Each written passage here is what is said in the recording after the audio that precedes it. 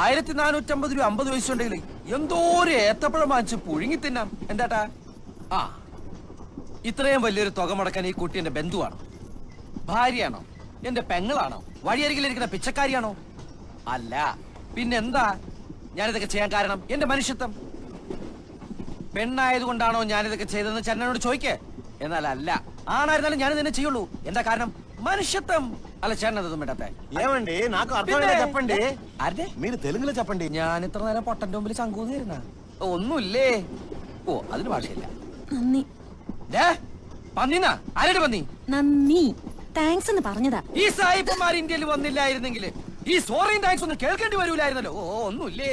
450 രൂപ 50 പൈസ ഒരു ശരാശരി മനുഷ്യൻ ഉണ്ടാക്കണമെങ്കിൽ. എടോ കാശ് ഞാൻ അയച്ചു തരാം. 1550 കിടന്ന് കുറയ്ക്കണ്ട. തന്റെ അഡ്രസ് പറ. നീ എന്റെ അമ്മമ്മയുടെ വീട്ടിലേക്ക്. എനിക്ക് അഡ്രസ് ഇല്ല. അതെനിക്ക് തന്നെ കണ്ടു.